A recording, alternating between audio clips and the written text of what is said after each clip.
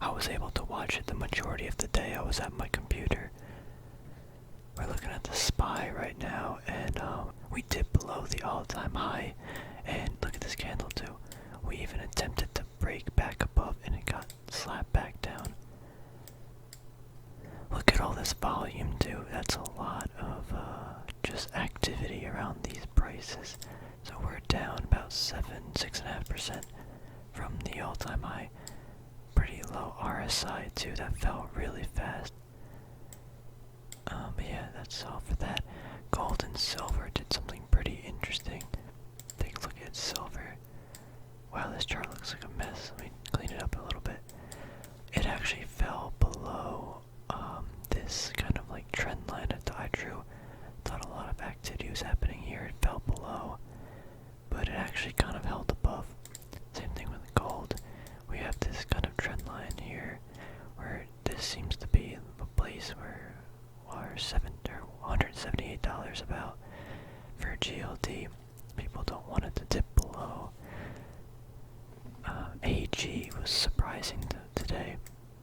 AG, NEM, all these gold miners and miners in general, they're holding so strong above this. I mean, they are getting hit back down too, but AG is not letting up this $11 price, which is good for me. I mean, I'm already pretty negative in this because I got it at these prices because I'm an idiot. But NEM and like KL, they fell below support areas, but got bought back up, which I'm excited about because it shows the interest there at these prices. I did add a new position. I did SPG, Simon Property Group. I have a pretty big, I feel like this is gonna go up, and I don't like talking about something and then it happens. Like space. I said I was gonna get it around these prices. It dipped below the other day, and I didn't capitalize because I'm a baby and I have reasons I didn't want to go in, you know. You kind of just talk yourself out of a trade, and then, oh, it goes up today 10%. And now I have like FOMO kind of, because it's like, I have things that I want to trade at certain price levels and targets.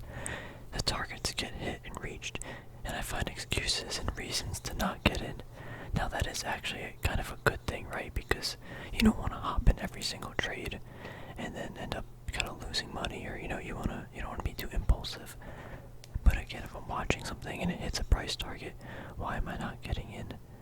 So space, I could have gotten in, but we might again still see some further decline. But I'm not getting in again until we get these $15 prices again. SPG, I think it's going up. I took on about 40% of a position size that I normally would. If it dips back down here, I might add to the position. If it breaks above, I'm probably just gonna let it ride. See what happens. Managing some risk just by not taking on too much position sizing, because it's not at the most optimal price. $68, I think I said would be good. My average is $69.80 right now, so I'm kind of high up there. ACB reports tomorrow after 2 days, and it broke out of that channel, so it just plummeted 11% today. That is pretty scary. Good thing I didn't decide to take a trade, because I was actually thinking about it, but yeah, fell below. We'll see what happens. I'm definitely not touching it until after earnings. This is, I guess, the all-time low, so this might be a good support area if it continues to fall before earnings, but that's another like 20%. That's actually crazy. This is scary. I'm gonna stay away from for now. Good thing I didn't add to the position. Wow, Apple is down 6%. Well, that got hit pretty hard. Apple, oh wow, it did not hold. This candle would make me think it would hold above for the previous day, or for more days, but today it did not want to hold above. Now for the big day, big news of the day, Tesla down 21%.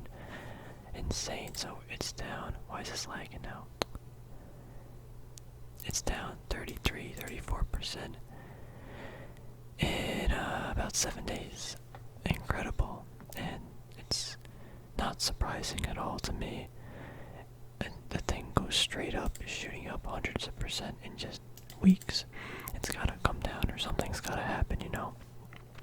It's just funny that all these bag holders on Tesla, you know, everyone's pumping it up, it finally shoots up, has a reason to sell off and continues to sell off because it's just so expensive. Like, why would you? Again, I like the company, I like the idea. I don't like the stock. Right now, someone asked me a couple days ago in a YouTube comment what I thought, and so this was obviously a support area because we got this candle. Hold on, why is this so laggy? I'm gonna close this real quick. Okay, the software is still laggy. I don't understand why it's lagging. It's after pre-market, or the market's closed. No one should be really using this. Why is it lagging? I don't understand. Anyway, I had price target, or not price target, just I thought this was the price where it would kind of hold. First one was I said 360 or 375, I thought. But I think ultimately down here is where it's heading. 275, I think was it. I can find the YouTube comment, but I don't think anyone really cares, to be honest. I don't really care myself. It's on some video. But yeah, look at all this buying activity down here. You can just clearly see. It's meeting up with the standard deviation zone on a 6-month time frame, so 14-15% more decline we might see in a couple days. Again, people will start to find value in this soon. Again, because it's Tesla, it's only a matter of time, kind of, I guess. Once all these Robinhood traders and stuff they get flushed out, then that's when the people will start rebuying it, and then the Robinhood traders and whatever will start buying it in again. I'm not saying they're dumb. I'm just saying these are how these larger, more money people think and act in the market. So they're gonna buy the value. Once the value seems there and people see support, then the other traders push it all the way up. I'm not gonna be touching this, to be honest. Actually, if it goes if it touches back to here, that would be, I think it'd be way overextended to the downside, so I don't think it's gonna reach that back at below 200 bucks. Yeah, $200 would be it. It would have to fall another 40%. I don't see that at all. But, if it does, maybe I'll pick it up. I just don't want to touch this. It's not in my area of high probable trading. Anyway, that's enough of that. General Mills fell off a cliff today. I lost all of my gains that I had in this. Something happened. Something with supply chain or something. They found out their operating margins or whatever were much higher than expected because of all the supply chain problems or something. So it dropped 5.75%. Good amount. It fell, but at least it wasn't that big of a percentage of my portfolio. ExxonMobil is just falling. My price is at about $43, so I'm down 10-12%. It's pretty crazy.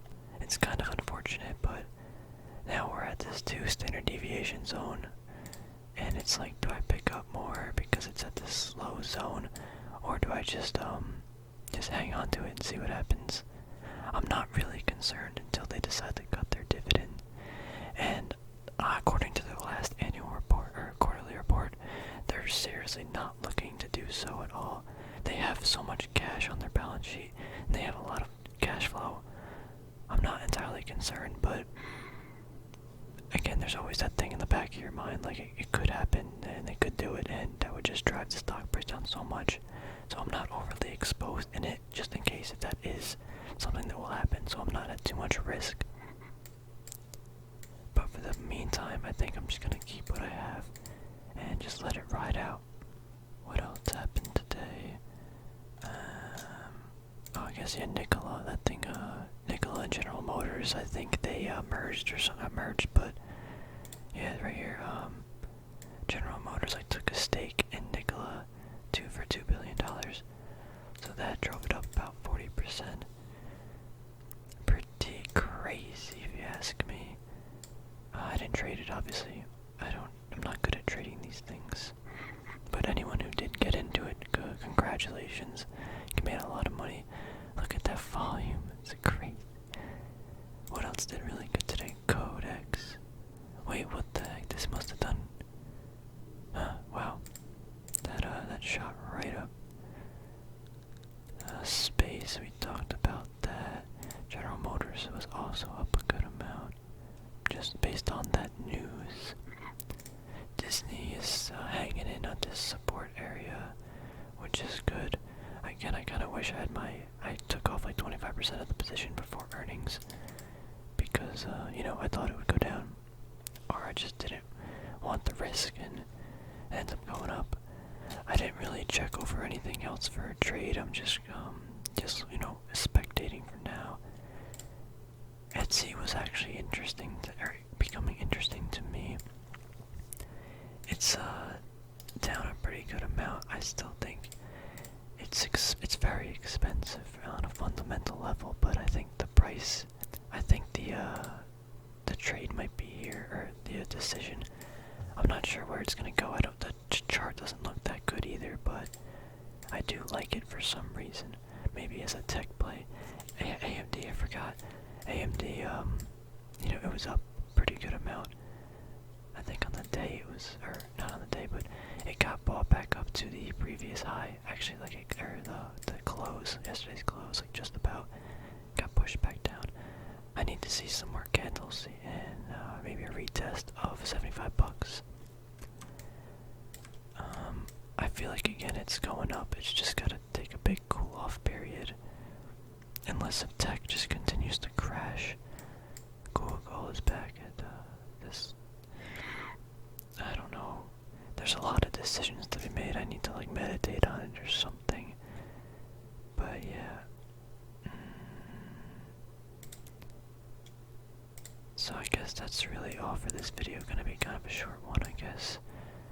See what silver and gold, you know, do in the following days. But yeah, I decided to hop in SPG, see if I can capture a move up. I think 15% gain is possibly likely, maybe in a couple weeks, or a week or two. And my downside risk is about maybe 6%. I'd probably get out before that, to be honest, but we'll see what happens. Earnings are nowhere near. Yep. So that's it for now. Thank you guys for watching, and I'll see you guys in the next video.